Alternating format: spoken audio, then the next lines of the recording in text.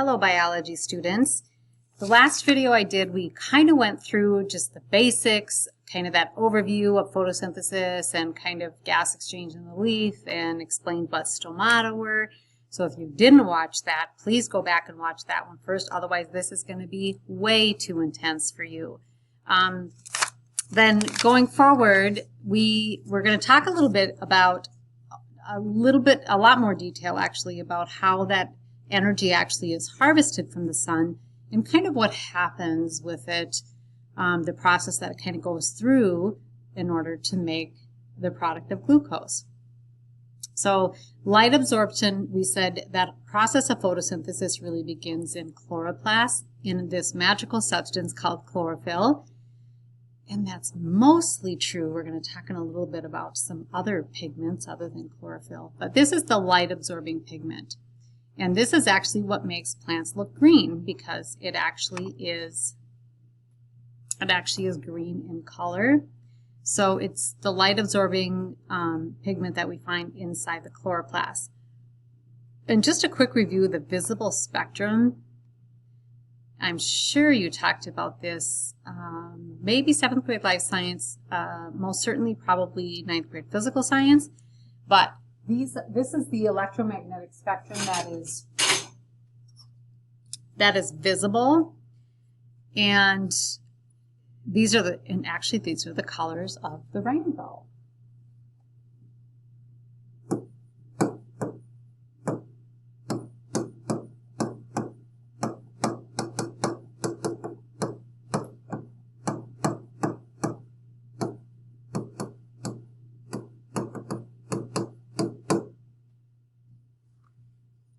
So we kind of put this Roy G. Biv, technically, maybe I should just take it out.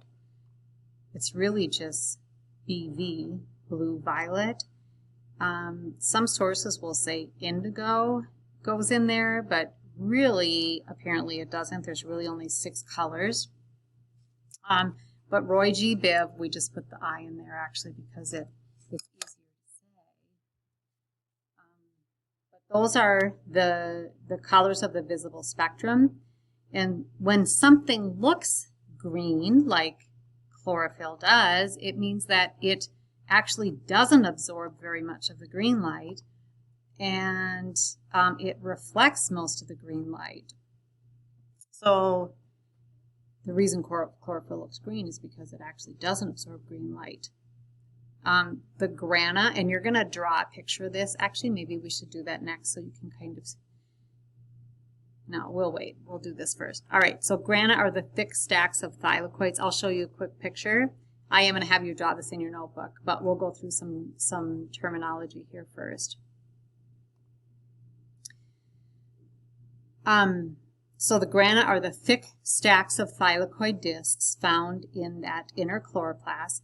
And thylakoids then are the coin-shaped structures themselves. So looking at our visual here, the thylakoid are each of the little individual coin-shaped structures. The granum is a whole stack. The grana are all of these stacks together. So all of this is inside the chloroplast. So there's, it's important to note that some of the reactions that occur in photosynthesis, because we're going to break it down into 2 parts. We're going to break it down into light-dependent reactions, or reactions that happen in the sunlight, and then light-independent reactions, which can happen either in sunlight or without sunlight. They're really not dependent on sunlight. So the light-dependent reactions actually occur in these thylakoids that make up the grana, those little coin-shaped structures. There's different types of chlorophyll contained in here. There's actually chlorophyll A and a chlorophyll B, which helps the plants be really, really efficient at absorbing more of that visible spectrum. So sunlight contains all of these colors of the visible light spectrum. Chlorophyll A absorbs more of the blue light, and chlorophyll B absorbs more of the red light. You'll notice neither of them absorb that green light that is reflected. So when you wear a shirt that looks blue, it's because it's reflecting blue light from your shirt. And then outside of the thylakoid is this stroma, this protein-rich solution that surrounds the grana. This is where those light-independent reactions occur. So looking at my, I want you to draw this in your notebook. So again, want you to draw this. I'm going to you don't have to be fancy. Just do what I did here where we have, I'll go through it with you really quickly. I just want to make sure that you have this in your notes because this structure is really important, and I promise you're going to see this again. So I'm just going to draw this really simple, like here's my chloroplast, here are the thylakoids, right? There's one stack, here's another stack of thylakoids. Maybe I'll just put a third one right here. And then label, this is a thylakoid. Okay? This whole piece here is a grana or granum. Grana actually means all of the stacks of them, but that's okay. Please note that the light-dependent reactions,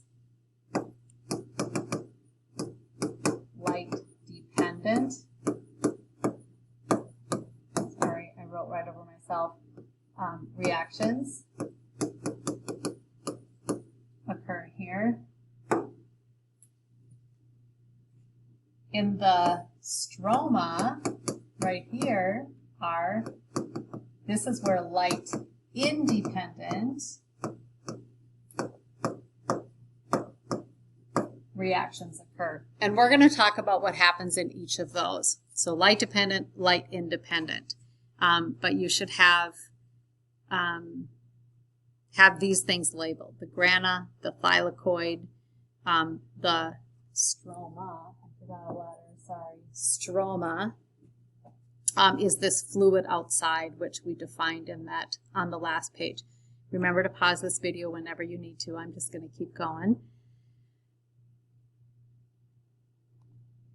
The other thing I want to mention is we really do think of chlorophyll as being that primary plant pigment. It is the primary one, but it's also important to note that there are other pigments in the leaves, and we actually can see that all the time, especially in Minnesota. Well, first of all, there's some plants that don't have green leaves. There are plants that have leaves that have, variable color, especially when you look at house plants and exotic plants. There's a lot of yellows and reds and oranges and so forth. But we see those colors too in the fall, in the leaves of the trees.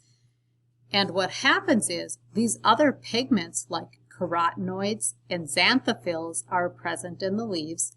When the day lengths begin to shorten, the days get shorter, the chlorophyll is a little bit wimpier than the others, and it's actually the first to sort of go dormant or die off. And then we see those other colored pigments that have been there the whole time, and now we can see them. So we know that these other pigments, and some plants have more of them than others, right? Some trees of leaves turn very, very red or very, very orange or very, very yellow. Others just kind of go straight from green to we're dead now, right? So it really depends on the species of the tree that we're talking about. But we know that they're there. And they're really, really efficient at helping plants absorb a greater amount of this spectrum. Because remember, we said the chlorophyll A and chlorophyll B absorbs blue and red. Well, when these things appear red, it means they're reflecting the red, but they're absorbing a lot of these other colors. So like xanthophylls probably absorb green and maybe some purple, the violet, I don't know. Carotenoids can be, yellow, oranges, and those kinds of colors. So again, probably absorbing some of that green that's getting reflected by chlorophyll A and chlorophyll B. So I want you to write this down too. This is just kind of a visual that shows kind of what happens in just a quick little overview, like light-dependent reactions. Step 1, this happens in the chloroplast. It actually happens in we said the thylakoid.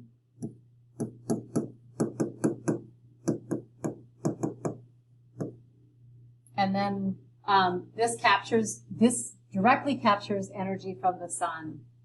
This has to happen inside the chlorophyll. That's why we know it's in the thylakoid.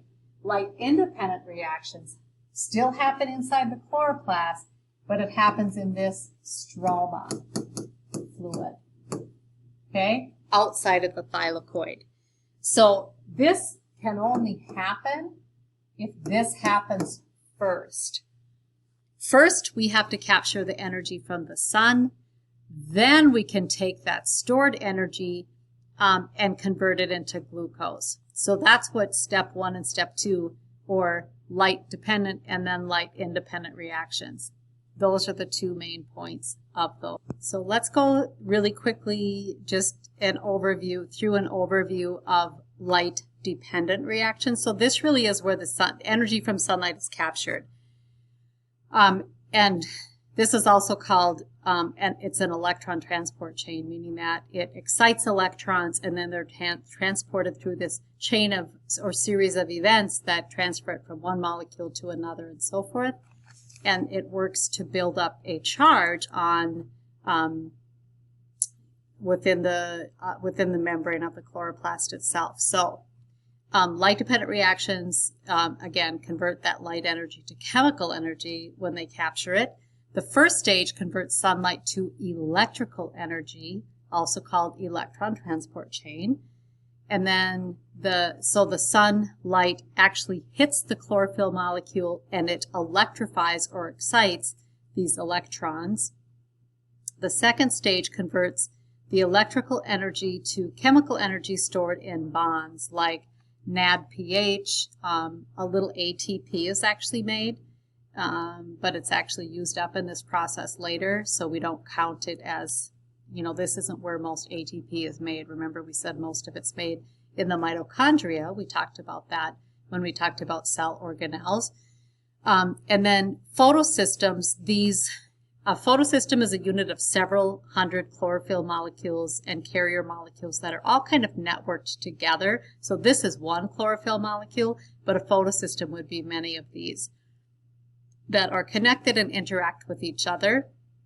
So I want to explain really quickly why those electrons are so important in making glucose, because the electrons get that electrical energy that then those are stored in molecules and they actually power the creation of other molecules. And here's how it works. If you have ever watched lightning, for example, lightning occurs when we have a whole bunch of buildup of charges.